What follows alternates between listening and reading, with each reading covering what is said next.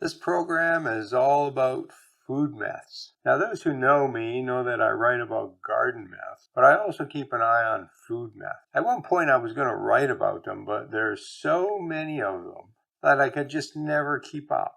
Besides, I keep finding new garden myths, so I'm going to focus on that. But there is some overlap. As gardeners, we want to grow good, nutritious food, so it's important that we understand what nutrition is. Because of all the confusion out there, it's one of the reasons I wrote this book, Food Science for Gardeners. There really isn't another good book out there for gardeners about food and nutrition. There's some really good textbooks, but they go into topics we don't really care about as gardeners. So this book is focused on the things you really want to know. What is nutrition? How do you grow nutritious food? What affects the nutrition of food in your garden? And once you bring it indoors, how do you cook it, preserve it, so that the nutrition level stays nice and high? Anyways, let's go have a look at some of these myths. Here's a very common myth. You should drink 8 glasses of water every day. Now, it is true that water is an important nutrient and we have to get enough of it. It's also true that you need a certain amount every day. But the reality is that for most of us, we get all the water we need in our meals and in the drinks we have around our meals. So if you have some milk with dinner, or you have a coffee or a tea or a juice, you get a lot of water. The food you eat is full of water. Soups, stews obviously have water in them. But all your fruits and vegetables have a lot of water too. Lettuce, for instance, is 95% water. So almost everything you eat has water in it. And when you add up your food intake for the day, it works out to plenty of water for most people. This idea of carrying around a water bottle and taking a sip every few minutes is complete nonsense. You don't have to do that. Now, I'm sure there are some medical exceptions to this. So if your doctor says you have to drink more water, go ahead. And if you're an Olympic athlete, well, you work out a lot and you probably have to drink more water. But for the rest of us, it's not needed. What about fat? There's a lot in the news about how fat is harmful and we should reduce the amount we take in. And some people try to avoid it entirely. Too much fat is harmful in your diet, but you do need some. And one of the reasons you need the fat is for energy. A second one is that some of the vitamins we need are fat soluble. What that means is that you find those vitamins inside the fat. If you avoid fat, you don't get enough of those vitamins. So some fat is good, but stay away from too much. How about honey? Now, this is one of these health foods that's really good for you. Well, it turns out that's a complete myth as well. Honey is not much better for you than white sugar. It is true that honey does have certain minerals and vitamins, but the amounts of those are very, very small. It makes almost no difference in your diet. Honey is really just the sugar. But what about brown sugar? I mean, brown sugar is healthier for you, isn't it? Well, it turns out it isn't. In most cases, when we make sugar, we extract the sugar from things like sugar beets and sugar cane, and it's processed, and the sugar is extracted. We now have a brown sugary syrup, kind of a combination of sugar and molasses. And during the manufacturing process, the molasses is taken out to make white sugar. Brown sugar is made by taking that white sugar and adding a bit of the molasses back into the mixture. There are some brown sugars on the market that aren't made that way, but the majority of them are. There's really no difference between honey, sugar, and brown sugar as far as nutrition goes.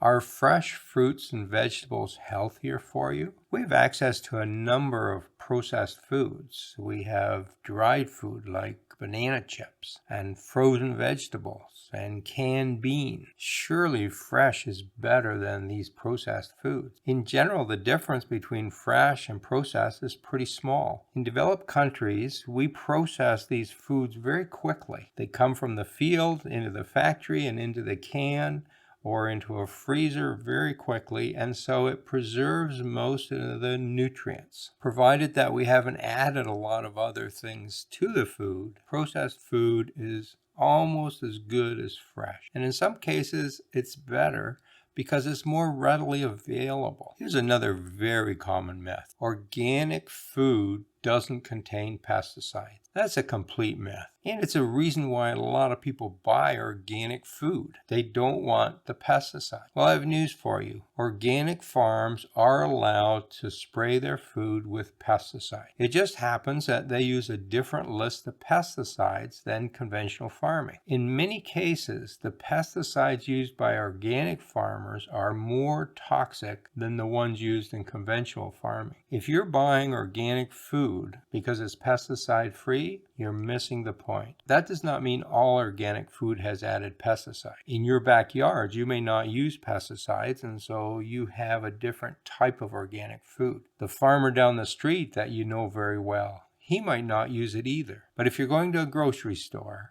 most of the organic food has been sprayed with pesticide. Now here's another fact that's really important to understand. 99.9% of the pesticides we eat are not man-made. They're natural pesticides that the plants make. So if we grow a carrot, even if we grew it in a sterile environment, where chemicals are never added to the environment except for the nutrients that carrots need, that carrot will still produce pesticides. Plants have to fend off insects, and they do that by making their own pesticide. The majority of the pesticides we eat come from the healthy fruits and vegetables that we consume. There's no way around that. Now, the good news is that our bodies can handle a lot of chemical. And so even though these things are toxic, they don't really harm us because our bodies have adapted to consuming them. Here's something that I didn't know until I wrote my book, Food Science for Gardeners. And this has to do with the browning of apples. So when you slice an apple, it starts going brown. Now, I've always been told that if the apple goes brown, you have to cut that part off or scrape it off. You don't want to eat it because it's not good for you. Well, it turns out that there's nothing wrong with that brown coloration. What has happened is that when we slice the apple, the cells in the apple get crushed. And that releases a certain enzyme, a type of protein. And that enzyme reacts with the sugars in the apple and produces this brown coloration. Perfectly healthy, nothing wrong with it. Just eat it. How about washing food? How should you wash it? One procedure that is quite popular on the internet is to use soap to wash those vegetables. Now, the idea here is that soap is alkaline, and because it's alkaline, it kills the microbes. I mean, the same thing happens when you wash your hands, right? We put the soap on our hands, and we're killing the microbes, and we're disinfecting our hands and countertops and so on. I wrote about soap and how it's used to kill microbes on one of my blog posts, and someone commented on it, and they said, you're wrong. Soap actually doesn't kill microbes. So I had to look it up, and in fact, they were correct. Soap does not kill microbes. The reason we use soap on countertops and our hands and on food is to dislodge the microbes. They don't stick as well to the material once we put soap in there. The soap makes it easier for us to rinse those microbes down the drain, but they're not killed. Now, back to washing food with soap. Is this something you should be doing? Well, the answer is a really clear no. It turns out that first of all, soap is not healthy for you. It's actually toxic, and that includes dish soap and hand soap. It's toxic. Now, we don't ingest enough to cause us a problem, but it's still not good for us, so we shouldn't be putting it on our food. The second reason you shouldn't use soap or any other chemical to wash your food is that this has been studied. And what we found is that plain old running water works just as good as everything else that they tried. And this includes bleach and vinegar. It also includes commercial products. None of them worked as well as just plain running water. When we wash our fruits and vegetables, we are essentially knocking off those microbes off the surface of the food, and the water pushes them down the drain. I see a lot of talk about pathogens. Everyone's really worried about pathogens. How do I keep the pathogens off my vegetable? What happens when a cat or dog poops in the garden and then leaves behind pathogens? Well, I have news for you. Every bit of soil has pathogens in it. And here I'm talking about human pathogens. Your soil is not clean. It's full of pathogens. Every time you touch it, you could get sick from it. Pathogens also get on the plants, particularly root crop. But even plants that grow above ground, they have pathogens on them. Some of them are floating around in the air and land on the food. Some of them get splashed up from the soil. When you go and pick that fresh tomato and eat it in the garden, well, your hands had pathogens on them. And it got it from the other plants and soil that you touched before you picked the tomato.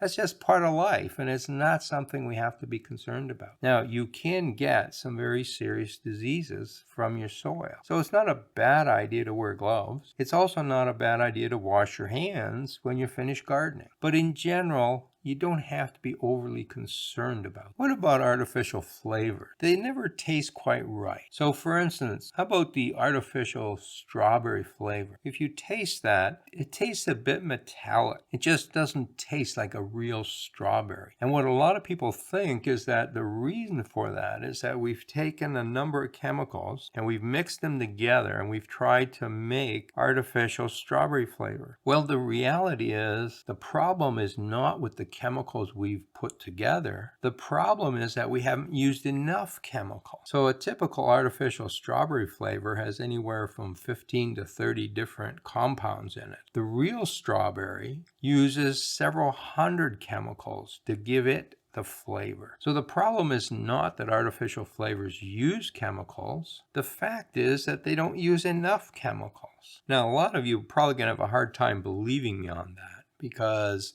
so many people are anti-chemical. But you have to remember that when you take that strawberry and pop it in your mouth, you're eating literally thousands and thousands of chemicals that the plant has produced. And many of those chemicals are very similar or even identical to the ones that we use in artificial flavor. Neither group of chemicals is any worse or better for you. One last myth I'd like to have a look at. We've been talking about nutrition and food. As a gardener, it'd be really great if you could go out in your garden and actually measure the amount of nutrition in our food. I mean, if you grow 2 different kinds of tomatoes, which one is more nutritious? If you grow carrots with fertilizer one year and without fertilizer the next year, which one produced a more nutritious carrot? So some people have come up with the idea of measuring bricks. There's a very simple device that you can use for measuring bricks. You take a couple drops of your food and put it on the lens, close it up, and shine it to some light and look at it. And there's a little scale inside, and it will give you a reading. It'll tell you what your bricks value is. And so now there's people running around telling gardeners, oh, measure your bricks. That will tell you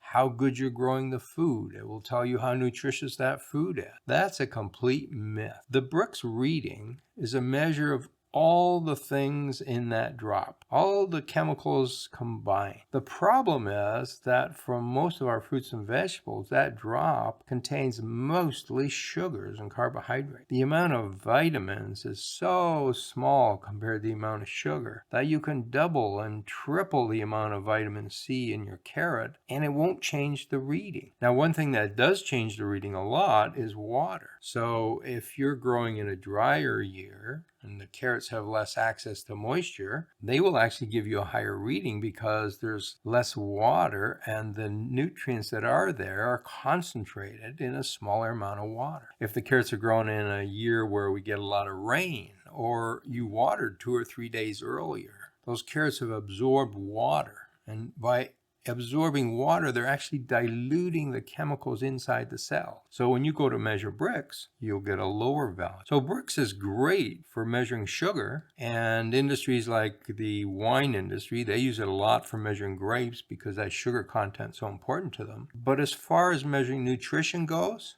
it's an absolutely useless tool. Just ignore comments about that.